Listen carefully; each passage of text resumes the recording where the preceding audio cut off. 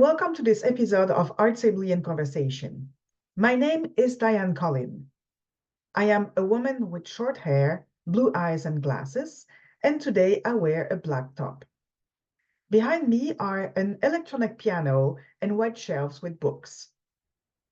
This series presents artists, academics, and project leaders who dedicate their time and energy to a better accessibility for people with disabilities in the arts. You can find more of these conversations on our website, artsably.com, which is spelled artsably.com.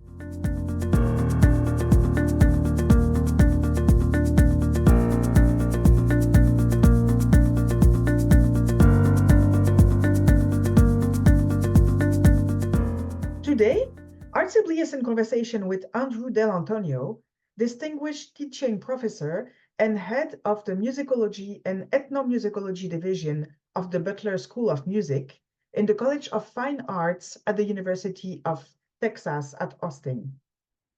You can find the resources mentioned by Andrew Dell'Antonio during this episode on Art Sibley's website in the blog section. Welcome to this new episode of Art Sibley in Conversation. And today I'm with Andrew Dell'Antonio, who is a distinguished teaching professor and the head of the Musicology and Ethnomusicology Division of the Butler School of Music in the College of Fine Arts at the University of Texas at Austin. Thank you so much for joining us today, Andrew. Thank you so much, Diane. I'm very honored to be here. Thank you. I always start this episode by asking you to present yourself and also to provide a visual description. Thanks. Yes, so my name is Andrew Dell'Antonio, or my actually given name is Andrea. So I was born in Italy. I am a upper middle-aged man, white man with a receding forehead, a wonderful wide forehead and a grayish hair. And I am wearing a white shirt, and one of my signature bow ties, this particular one, was given to me by my daughter Miriam for the beginning of the spring 2024 semester. My pronouns are he, him, and his. And I think I've described what I am in a I'm in a smallish room with some things hung in the back. I think the background is a little bit fuzzy, and yeah, I'm delighted to be here to talk with you about disability and the arts. Thank you so much. Okay, so I know that, first of all, I discovered by listening to an interview that you gave a few months ago or years, that you are a recorder player. Yes, absolutely. Yes, that was my first instrument, and I came to music through the recorder. In fact, the recorder is really the primary instrument that I've always played. I never trained on an orchestral instrument. I took some voice lessons, but I never really became a very skilled singer. When I was very small, my parents had me start on the recorder, as many parents do. But what the turning point for me was a year that my stepfather was the director of a study abroad program in Firenze and Florence. My stepfather retired a few years ago from Smith College. He's a medievalist. And he was leading students to this one-year program in Florence. And so my family went back there.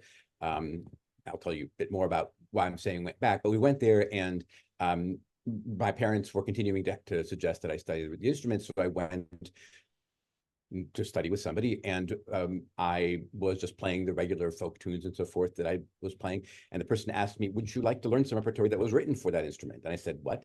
And from that point on, it was all the way from there. So I really became passionate about early historical, early European repertories, did a few summer workshops while I was still in Italy. And really that was my instrument through college. By the time I got to college, I was most interested in music history. And so once I got to graduate school, I was in musicology, but I continued playing, and in fact, all the way until coming here to the University of Texas in 1997. For the first few years, I was playing fairly regularly with early European music ensembles in the area. So yeah, I'm sort of rusty now, but every now and then I bring the instrument back out. I often will use it in classes, introductory classes that talk about improvisation, improvisation or ground basses, things like that, because that's one of the things that I like the most about these early repertoires on which I've focused in my research is the flexibility and the non-determinacy of the notation and the opportunity for contemporary musicians to make it their own. But so that's a long way to say, yes, I'm a recorder player. Okay, and you mentioned you were studying musicology in your grad study. So what was your what schools did you attend, and what made you really dig deeper into this 16th and 17th century music? Yeah, well, I guess I'll start. By the way, I don't know if I'm going to apologize. I tend to tell long stories. This is something that connects to my particular neurology, and so there you have it. I'm Italian originally. My first citizenship is Italian. My first language was Italian. I came to the United States at age 9 when my mom married my stepfather, and so I went back a number of times. My father is still there. A lot of family is still there, and so part of what has always been interesting to me is European culture. That's part of who I am. I'm a European citizen still. And so as I studied music, I was very interested in the way that music played within culture more generally. So even as I was relatively young, still in high school and college, I was always very interested in how music created cultural meaning and how music inserted itself into cultural meaning. Also, I have this, this unfair advantage that Italian was the first language I learned. I learned French when I was very small. And so I have this fluency in European languages. My German is not quite as good. I learned that in college, but still. So part of the reason why, again, I gravitated towards the study of historical European music, having also studied Latin in school, is that the language makes sense to me, the culture makes sense to me. And so trying to make sense of how the culture worked with the music back then and how it works today has always been very interesting to me. So I guess that's where it came from. Music was not what I automatically knew I wanted to study in college, but by the time I was there for for a year and a half, it was clear that that was a passion. And so I went directly. So I was an undergraduate at Yale University. I went directly from there to the University of California at Berkeley. I always was interested in earlier repertories, instrumental repertories, especially as an instrumentalist. Since then, I've become very interested in questions of listening and questions of how music is understood and processed and used by particular cultural groups to create particular kinds of possibilities or hurdles for others. So again, my early work in graduate school and shortly after graduate school connected to instrumental music, but after that, most of my publications have had to do with listening, both historical listening in the past and listening in the present. Questions. I have an essay out there about listening at MTV. Actually, I have 2 of them from a while back. But more recently, I've really become very interested in questions connected to disability. And I guess this is going to be our segue, right? And how I moved into disability related matters in the arts and in music specifically. So tell us about that. Yeah. I mean, I'm just monologuing here, Diana. I'm sorry, taking over for you. Well, no, I mean, if that's not where you want to go next, I shouldn't. No, definitely it's where I wanted to go next. You just read my mind. I read your mind, exactly. Well, I mean, I've, since your podcast has been going on for a while, I've really learned a lot from people you've brought on, and oftentimes I know that they have been speaking to how they got into music and disability. So my path to disability, I guess, is twofold. One is I was born with a particular cognitive way of operating, which I didn't really know until I was diagnosed with ADHD at age 54, 55, somewhere in there. But this is not looking back over my life, it's like, yes, okay, many of the traits that are attributed to that particular pathology or pathologization of a way of being were things that happened to me or were part of my life earlier. As it happened, because I was very fortunate, I had a very supportive family. I was not a first generation graduate of college or even of graduate school. I was in a community that was very supportive of academic work. I was actually, I was not disabled according to social model by my way of being. So that's been very interesting for me to figure out if and how to claim disability, because certainly there are aspects of the way I am that could be perceived as being impaired within certain kind of contemporary contexts, but because they have mostly manifested when I've been older and when I've been very powerful and privileged, people have had to accommodate me. I've never actually had to request accommodations of any sort, which has been really interesting for me to think about, but to be also cognizant of people who work the way I do having to request accommodations. And if I'd known more about the way I worked and certain accommodations that might have helped it, I probably would have been helpful for me when I was younger, but they weren't. So that's part one. But the way that I initially came to be cognizant of disability and culture was that my daughter Miriam, who's going to be turning 24 this August, is autistic, non-speaking, has epilepsy, a few other difficulties. And so very quickly as she was growing up, I was placed into this very interesting community of parents of disabled kids, but also in conversation with, and sometimes unfortunately in conflict with, disabled adults with those particular configurations of body minds. And so I learned an incredible amount from talking with, corresponding with, being online with the autistic neurodiversity community, really over the last 20 years, especially I guess the last 15 years. So it's been a long journey, and even before my own diagnosis, which frankly I sought partly because I'd learned so much about what various kinds of neurodivergence, how they manifested, and I thought, right, I wonder if, and sure enough, and so I have been drawing on certain kinds of resources. There are medications that have been helpful for my focus. I have been working with a counselor who is also ADHD and very good at providing strategies. But where then this all sort of came to a head has been in my teaching.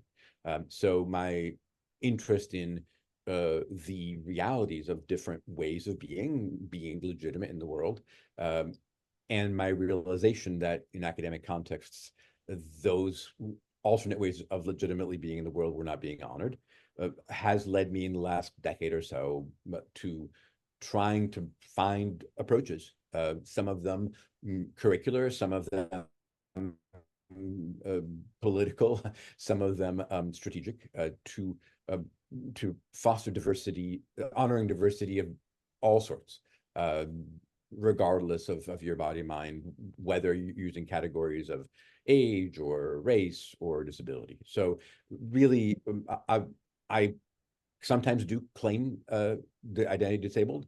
I also make it very explicit, as I just did a few minutes ago, that under the social model, I'm not really disabled at all, because I function very well within my professional context. But it is true that, for example, I have a very difficult time keeping track of time. The flow of time does not process for me the way it does for many other people. And I've had to build lots of strategies to make time work for me. And in a different context, I could have been in a lot more trouble because I'm late to almost everything, things like that. So that's my background. And so really most of the work, I've published a little bit in music and disability, but it's just about, most of it has been focused on teaching, a little bit has been focused on neurodiversity more broadly. And I'm happy to talk a little bit about that too. Yes, but I think also it's a good point about the fact that whatever your disability is, it can also be a strength. And I know that with hyperactivity, because when you're able to focus your energy on, especially you did a good job in intersectionality.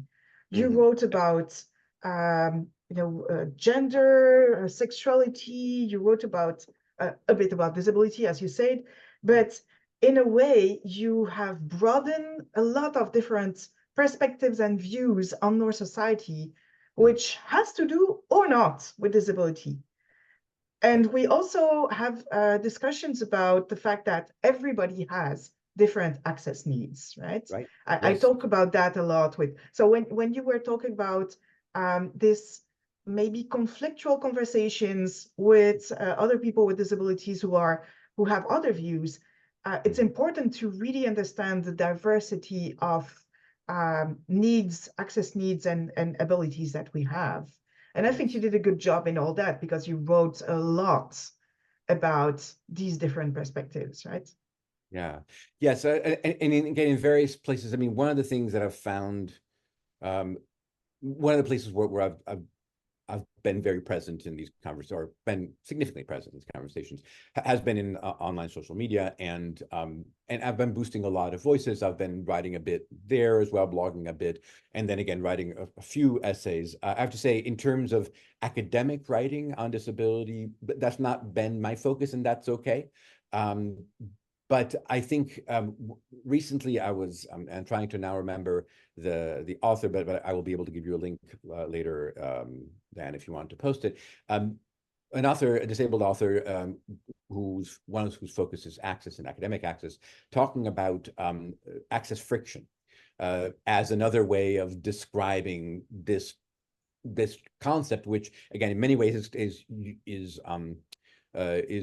often described as conflicting access needs, right? And what this author said, which I thought was really useful, was that if you frame it as conflict, then it's a scarcity model where, well, only some people can, or potentially, right? Only some people can get what they need. But if you're talking about friction, you're talking about there are multiple ways that will rub up against each other, and friction is not always bad. I mean, in fact, friction in another context of, in all this AI resources and these large language models that allow you to write without friction. I've seen people say actually friction when you're writing and thinking is good because you thinking rubbing up against something that isn't quite resolved is a way that we change and we think and we grow. And so if something is frictionless, then it doesn't give us a chance to dwell on exactly who might be being left out, what the intersections that we're not paying attention might be. So all this to say, I liked how this person framed access friction. I've often in classes, both disability focused classes and otherwise, talked about conflicting access needs or contrasting access needs. But I appreciate friction as a non-charged or charged but not negative term about that. But absolutely, one of the things, I mean, I have to say, I think I feel very fortunate that I think partly because I came to other marginalized identity studies before I came to disability musicology. When I was finishing graduate school, feminism was first, which is bizarre to say, but first really coming into play. So strong second generation feminism, second wave feminism in musicology. And I was very taken by it and very much in favor of the work. And I saw how much it was disruptive even to my own thinking. But I was fortunate back then to not feel challenged, to manage to get beyond the defensiveness and to figure out, okay, how can we help create greater equity, right, within this context? And so then when, around the same time, actually, queer studies hit hard in academia, also, even as a cis het man, I was extremely taken by the importance of those messages. And so yet again, I had to reconfigure my ideas of my own, my own position within that marginalization and try not to be defensive. So when then I came across disability as a disability culture, particularly neurodiversity, neurodivergence culture, and I was faced with the idea that the way I'd been thinking about my child was potentially harmful and wrongheaded. I was fortunate to be able to say, okay, rather than, oh, no, that can't be. I love my child. There's no way that the way I've been thinking could possibly be harmful to my child. And that, I guess, back to this idea of intersectionality is, I mean, I don't want to, pretend that I am inherently better. I mean, I still make mistakes and I still am learning, but I've managed over time to cultivate this idea of if somebody tells me that harm is happening, I do my best not to deny that I have a role in it, And that can be very difficult because, again,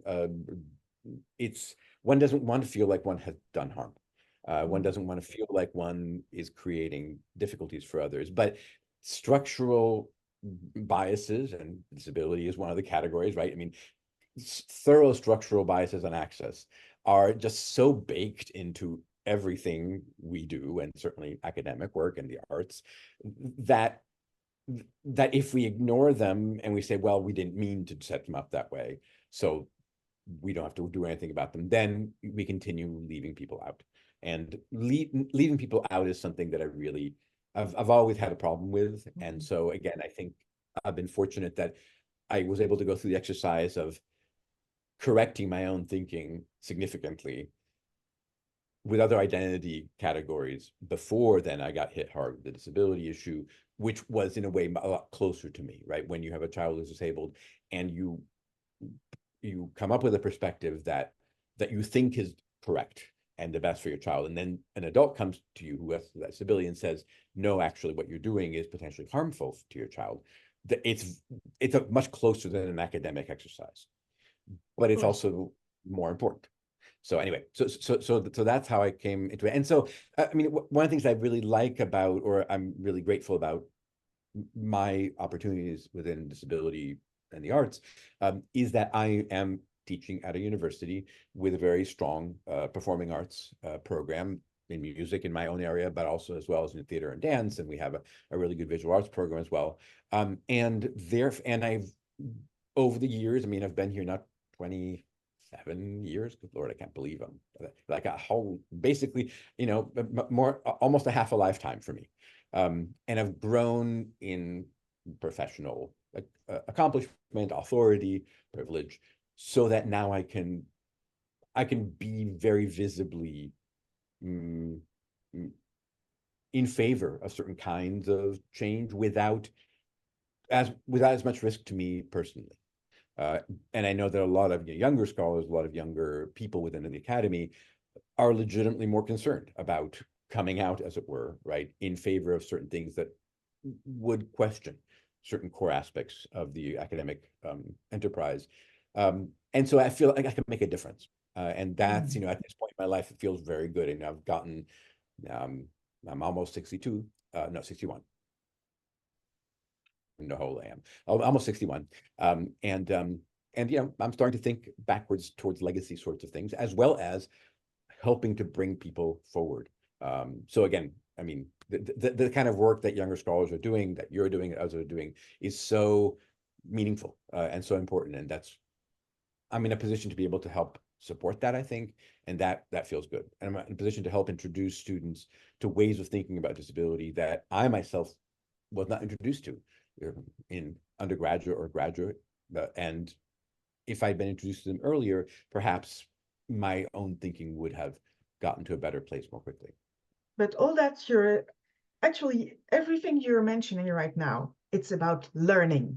You learn as a parent with a child with disability, you learn as an exchange with others, and I'm not talking about academic, right? I'm talking about life in general. Right.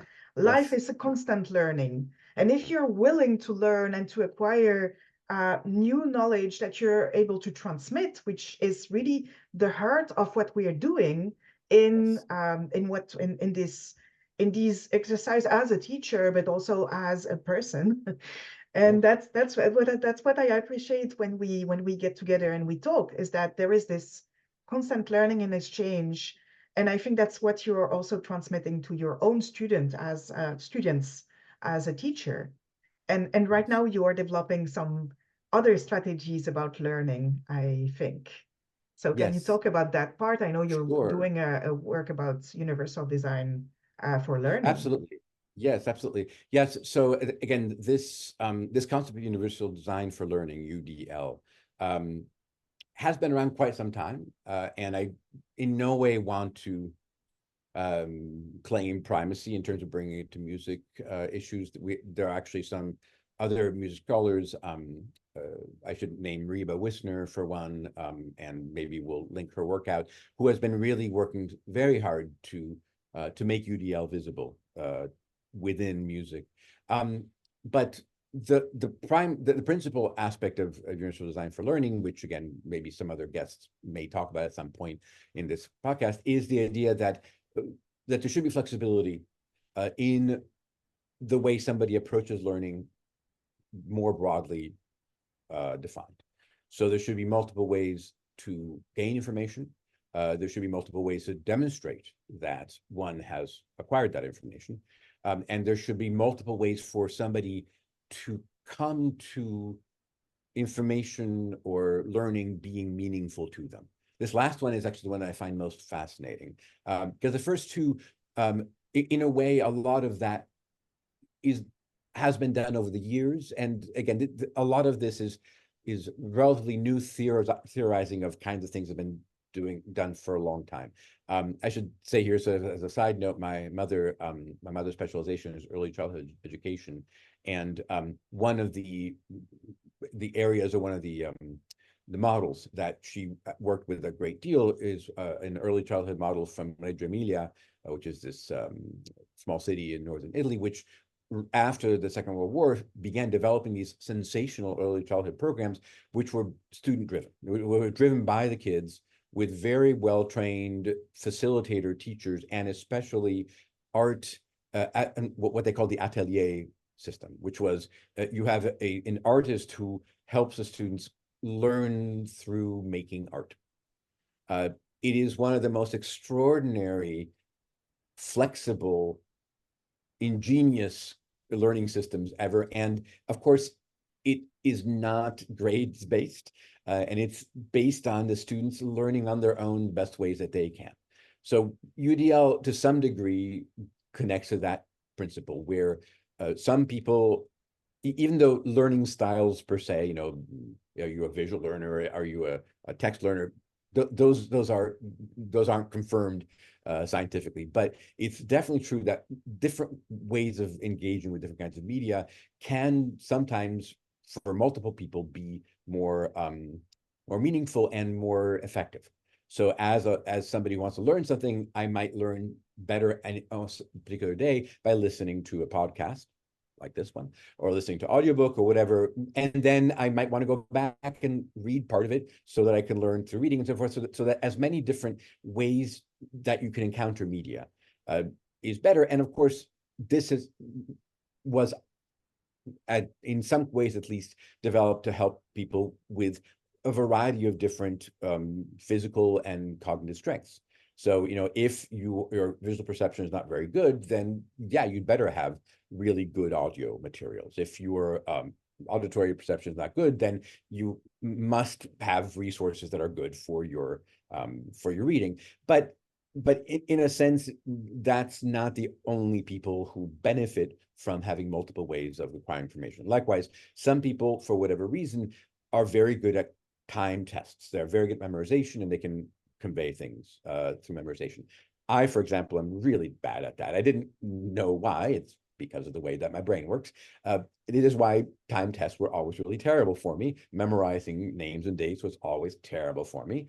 And so actually, I developed my own way of teaching history, which relied relatively little on memorization with my students, and more on concepts and connecting concepts to things, which is the way I learned, right? So in a way, I UDL'd myself as a young learner, and then I've passed it on to my students. So different people will be able to convey having understood in different ways. In Italy, I remember there was a lot of oral examination, which could be terrifying, but for some people actually was what they got used to, and they were okay with it, right? So you are in front of 3 or 4 people, and they tell you, okay, Dell'Antonio, tell me about this, right? And some people do really well in that, and other people do better in written examinations. Other people do better with essays. So these are multiple different ways of conveying information, right? So this is the second branch of UDL, is multiple ways, flexible ways of conveying information. But the third branch, about multiple ways of making something relevant, is really important to me. And in the last few years, as I've been noticing how students have been affected by the pandemic, and by, frankly, the world being on fire, as my just now turned 18-year-old stepson says, it's very hard to focus on things because there's so many distractions and so many difficult things happening around us. And so it can be difficult to be motivated to study, to engage with something that is not inherently interesting to us. And the tradition has always been to say, well, suck it up, you got to learn this, so learn it the way I got to make you teach it. I don't care if you are struggling. If you can't do it, then you clearly are not worthy, or not smart enough, et cetera, right? UDL says no. The way that we can help people learn is by making things meaningful, helping them make them meaningful for themselves, which is extraordinarily complicated because, of course, I can't make something interesting for you. But if I provide you multiple ways of thinking about why something is interesting, then the odds are that you're going to find it interesting. It's more likely that you'll find it interesting than if I just say, okay, this is why it's interesting. Or even say, I don't care if you find it's interesting, learn it. Because if you have to learn something that you don't think is interesting, that is inherently more difficult. Again, and some people find strategies and you do it. So this is something that's very interesting to me. So one of the things that's been I've been noticing, so beyond more broadly trying to apply these various principles in my teaching, because coming back to the fact that many of the classes I teach have to do with early European repertories, which modern contemporary 21st century students often might say, well, how is this important to me? Which is a fair question. Now, the fact that these repertories are still played a great deal and are still very meaningful to a lot of people means that they can still have meaning in the 21st century. And so the question is, how can current young students who have not yet engaged with them very deeply see if they can find them meaningful? I ask them, give it a chance. Here are a few ways that these could be meaningful for you, just like they're meaningful to people in your generation elsewhere. So that's something more broadly that I've approached. But one of the things that I'm working on right now is a collaborative project with a colleague who is the head of our dance area in our Department of Theater and Dance here at the University of Texas and College of Fine Arts. Their name is E.G. Gianfrido, and E.G. Is a choreographer primarily, teaches primarily ensemble choreography classes, also sort of helps and directs sort of production classes in the Department of Theater and Dance. So they're an applied person primarily, and I'm primarily a classroom person. And we're both very interested in the question of how do we help students learn in community in an inclusive way. So back to this idea of intersectional belonging. And some of it absolutely has to do with gender and gender identity and sexuality and ethnicity or race. And some of it has to do with ability, disability, ability, however we define the thing, right? The way your body, mind can and can't do certain things, which of these things can be built and learned building on strength, which of these things need to be accommodated and remanaged because your body mind right now cannot do those things, and which of these things are essential for you to be able to do, or which of these things can you negotiate, right? So back to this idea of access you were saying earlier about, access is about negotiation, is which of these situations in this space, in this time, in this location are just a non-starter, right? That you cannot function in this space given your body mind, and which of these are it's not going to be great, but I can deal with a half an hour of this for if it's the good enough reason for me to do it, right? What's the incentive for me to put myself through a half an hour of physical discomfort if in the end perhaps then we can the next half hour we can change the circumstances, right? We can turn off the fluorescent lights, whatever it is that is difficult for various people.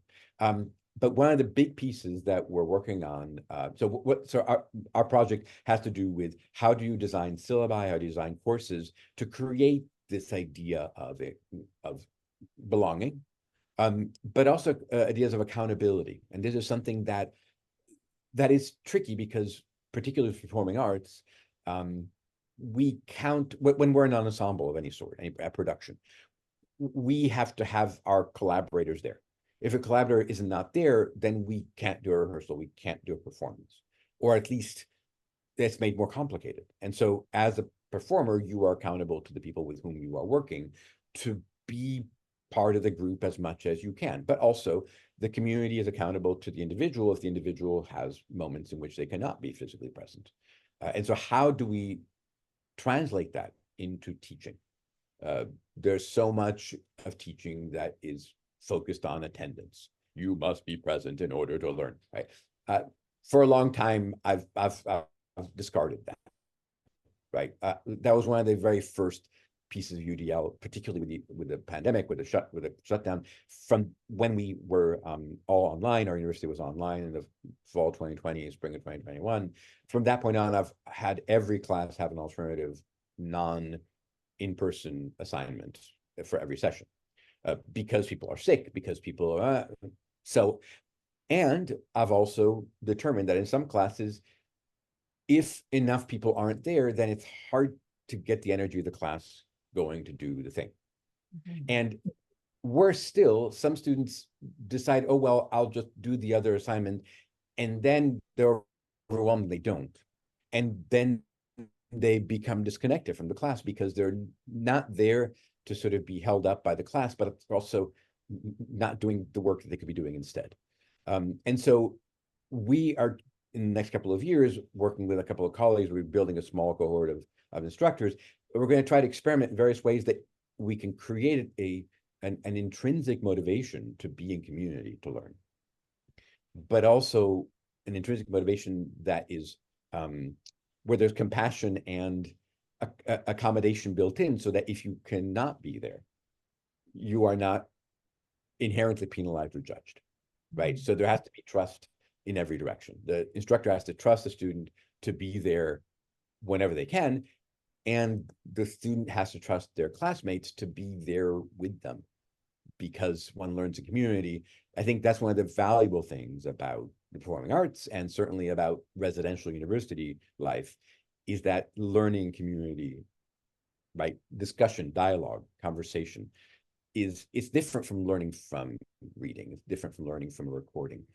And I think that is where the value of university and of the performing arts continues to be really crucial in creating community. The question is, how do you juggle that with the reality of some people not being able to be physically present? So can you have a synchronous online participation, as we did, frankly, when we were all in lockdown? That worked pretty well. It is tricky. I did have a class the next year when some people came back and people didn't want to, and we were masked in class, and then other students participated online through Zoom, and that worked mostly okay. With again the issue of how do you create the dynamic between 4 or 5 people in a classroom and 4 or 5 people on Zoom in terms of communication. So all this to say, the long winding way to say, this is one of these wonderful problems of community that I think in the performing arts, we have the model. Students in the performing arts understand that an ensemble needs to be together to play. And therefore, when you are participating in an ensemble, you have responsibility to your ensemble mates to make the ensemble work as an ensemble. So can we transfer that into academic courses where people often don't think of the idea that we're learning to be historians together, which we are, which actually is, that's how you learn to be a historian. But a lot of students will come into college thinking, well, it's just a bunch of names and dates, I can learn that by myself. And that's the least important thing, right? First of all, because I don't want to memorize names and dates, I can't. So this is a project, again, I'll give you a link to it. It's a project sponsored by our university. We have this wonderful program that they call Provost Teaching Fellows, which provides a little bit of money for the faculty member, but also a little bit of money to compensate others, whether students or colleagues, to do something that is going to be meaningful to the teaching enterprise. And it's a 3-year project. And the one that I'm doing with EG is the first one that's been approved in the 10-year program. That is a team project. There's 2 of us. And I've been realizing, again, as somebody, as a musicologist who's trained to work by myself, to do my own research, to go to my own archives, right? That was definitely what musicology training was in the end of the previous century. Hard for me to say that, but that's when I did musicology training. And still to the present day, people think about, well, we write individual articles, we write individual books. but collaborative work I've realized is incredibly meaningful for me. I think in our field, I wish we did more of it. And so again, I love how through this podcast, you're building this idea of conversation, collaboration as creating really important work so that we don't feel like each of us has to do it on our own.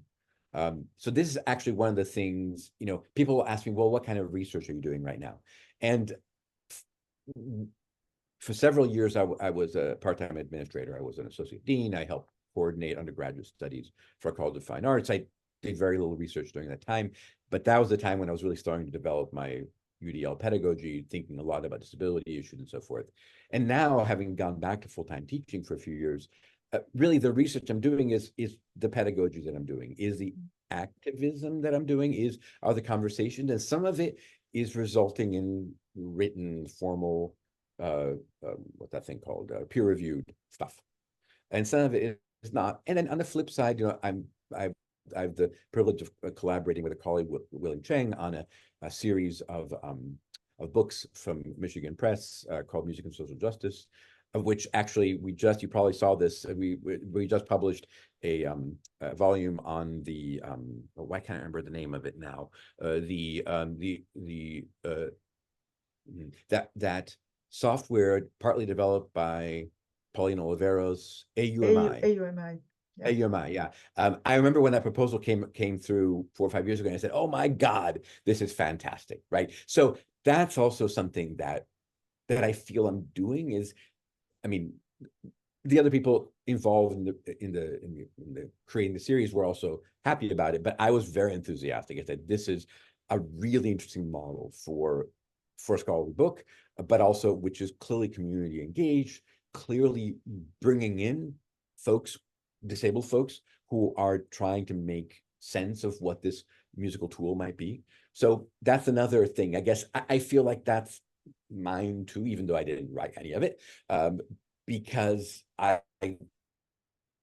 was able to make a really strong case for going ahead with it and encouraging them, even as they undertook this really complicated project. At the same time, of course, I was mainly opening the space for it, and then other people did the work. And I'm feeling like a lot of where I am right now is that I'm in a place where I can open up spaces, and then amazing people are doing this work, and then I can be really delighted about that.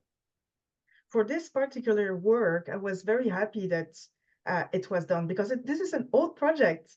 I've been working with AUMI since, not since it existed way longer before I started using it.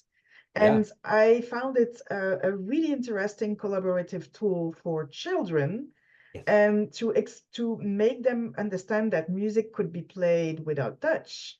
And so when you started editing this project, first of all, yes, for those who are using it, we all got to this little note that says, "Oh, there is a project that is reviving that AUMI," and all articles and conversations about how to use it.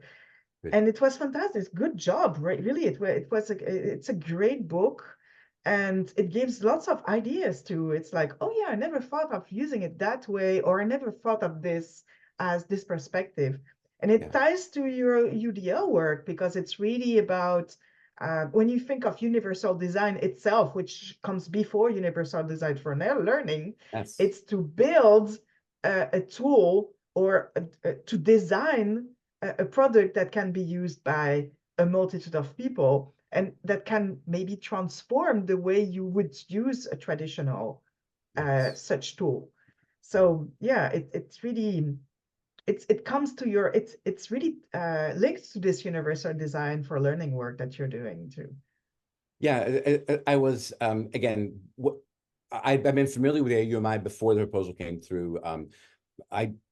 I remember, you know, playing around because I've been admiring Pauline Oliveros' work for a long time. I'd heard that she'd been involved in this experimental instrument, right? Which, again, from the very beginning was meant to rethink the way music could be made from a classical and non-standard body and mind way.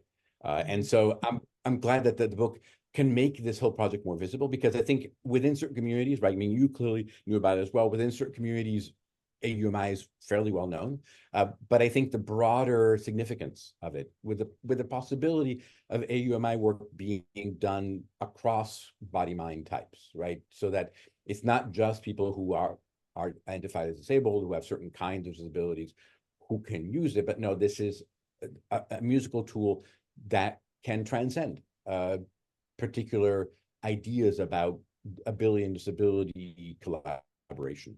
So, for example, there are times, there's a class that I love teaching about music and disability, and we talk about the various ways that adaptive instruments and adaptive music making has been configured. You have orchestras that incorporate one or two instruments, or ensembles that are allied with orchestras that do orchestral repertory, but with a set of people using adaptive instruments of various sorts, people who are visibly disabled, playing instruments that are adapted for them. And so that's one, and that is sort of still the presentational, this is an orchestra, right, of professional musicians. And phenomenal work being done, professional musicians with disabilities, of course, with RAMPed, right, which, I mean, I've been so impressed with the work that you and others have done with RAMPed. And then there's the other side of, okay, well, these are things that we do for the special education kids, right? And it's an entirely different segregated thing. And so what I like about AUMI is that it kind of blows up that distinction, for better or for worse. And so that's another area that's worth exploring. So I've been delighted. Yeah, I remember seeing in your presentation that you gave about a year ago, I guess, about that you were using AUMI in the schools with the kids, and I thought, oh wow, fantastic. So yeah, all these cool connections. Yeah, but that's also what we're doing. We're networking. That works very well. Yeah. Okay, thank you so much for all that. I have a last question before we wrap it up, which is about uh, people who might have inspired you or motivated you in your career, and who you really think of when you're thinking of everything you've done. And if you had one or two names to give, who would it be and why? Sure. Yeah. Yeah. I remember, so you were kind enough to send me a few questions to think about before this conversation. And I remember getting to that question thinking, oh, damn it. How can I possibly, right? What's interesting to me is that the people, I'm going to name a couple of people, and they're all people who are younger than me. So in a way, they're not so much people who have helped me come to this point when I was younger, but they're people who now I see as really taking things to the next level and inspiring me literally in what they are doing that is well beyond what I could ever do. So of course, one person I want to make sure to mention is Elizabeth McLean, who is at Virginia Tech.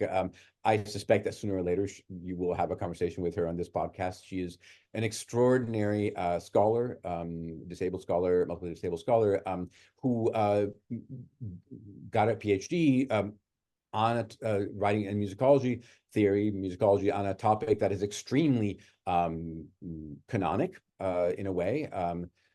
And yet, even as she has done that work over the last 5, 6, 7 years, has become, I think, the most visible US scholar of disability studies in terms of cross-disciplinary disability work. And just everything that she does and the way that she does it is so deeply ethical and so smart and so inventive.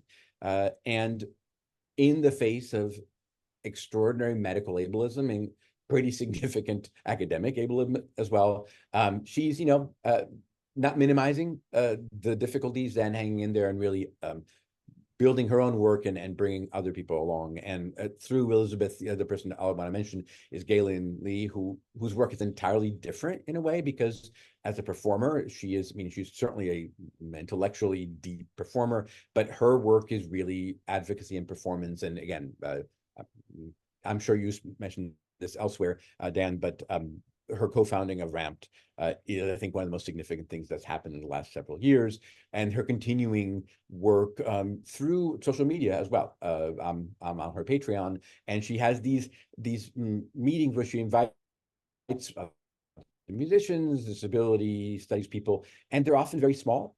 And so the investment of time is significant for her to have 4 or 5 people on a Zoom, but she's there opening spaces and teaching and so forth. I wanted to mention a third person, if I can squeeze in one more person, and this is Stephanie Ban. Steph is a graduate of the University of Chicago, an independent scholar. She actually works in access, disability access specifically, doing primarily what's called plain language work. Plain language is this phenomenal approach where you acknowledge that language is an aspect of access, and people with intellectual disabilities or first language learners or a variety of other folks deserve to receive information that is nuanced and complex and not simplified, but in a language that is not inaccessible, that is not highfalutin, is not necessarily university trained language. So I've been very interested in plain language as a facet of UDL. And Steph works in plain language in the real world. But she also writes, has been publishing extensively on music and disability. Her own training is not technically in music. She's a history bachelor major, but she is an extremely sensitive musician, even though she was denied the opportunity to learn to actually play music herself. She's an interesting counter example to Galen Lee. Galen, very famously in her own, telling her own story, had a teacher who perceived her as being musically very interested and very talented, and helped her develop an adaptive approach to learning how to play music. Steph was told that given her body, she couldn't play music. And still, she is extremely musically thoughtful, very interested in issues of philosophy, disability, and music. And so she and I have collaborated a few times, and she is inspiring because she is creating a space for her scholarship that is, first of all, plain language informed, second of all, highly ethical, and third of all, that does not need academia for scholarship. And this is another piece of UDL that I think is really important, is access is also about, can you get admitted into programs and can you successfully complete programs? And, Dan, as somebody who's writing a dissertation, you know very well what kind of extraordinary hurdle a dissertation is for any human being, let alone somebody who, for whatever reason, has not been encouraged or given the support that they need. And so Steph has basically said she knows she could not succeed in academia, given the ableism in academia, and still she has the capacity and the determination and the networking skills to get support and get published all sorts of places, which I think is a great example of how we can be cognizant of the work that can be done by public intellectuals who are not officially within academia. Academics are extremely possessive of their academic spaces. My colleagues themselves, I've had trouble convincing them, Steph is not an example of this, but one of our graduate students wanted to bring in non-PhD specialists in as a member of their doctoral committee. And my colleague said, nope, doesn't have a PhD, you can't be part of the doctoral committee. And I was flabbergasted, right? Because this person they were wanted to bring in was one of the most recognized experts in their particular area of musical practice and even social work, but they didn't have a doctoral degree, and so they couldn't be in a doctoral committee. So this is another piece of access that I'm really interested in, and I'm still trying to figure out how to help facilitate. But I really value the work people are doing who are not within official academia, and Steph is somebody who I know who does the work, and so I love collaborating with her and boosting her work. And so I think I may be able to give you a link or two to her work if readers are interested in reading it. Oh, yes, I would love that. Of course, all that will be published on ArtSibly's website. But yeah, these are all fantastic people. I mean, I know them also. And but it's true that when you know the story behind the person and how they can make this academic or non-academic world a bit better, Mm. it's refreshing and it's hopeful. So thank you so much for all that. And Yeah, thank you for being here today with us. Thank you so much. my It pleasure. was a Thank you for having me. Yes. great Yeah, conversation, and really. it's always lovely. I should say, and I hope you can leave this in for the listeners that having conversations with Diane is something that I've had the pleasure of doing now for a few years. And I always come away from conversation with Diane refreshed and energized. So thank you for doing this work, and looking forward to the next conversation. Yes, thank you. I'm looking forward to it too. Have a great day and talk You soon. too. Bye. Take care. Bye.